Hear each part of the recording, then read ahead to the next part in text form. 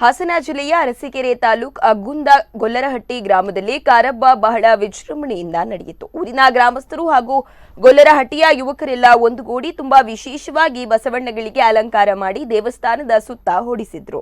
ಐತಿಹಾಸಿಕ ಆಚಾರ ವಿಚಾರಗಳು ಕಣ್ಮರೆಯಾಗುತ್ತಿರುವ ಈ ಆಧುನಿಕ ಯುಗದಲ್ಲಿ ಊರಿನ ಯುವಕರು ಕಾರಬ್ಬದಲ್ಲಿ ಬಹಳ ಉತ್ಸುಕತೆಯಲ್ಲಿ ಭಾಗಿಯಾಗಿದ್ದು ಮಾದರಿಯಾಗಿತ್ತು.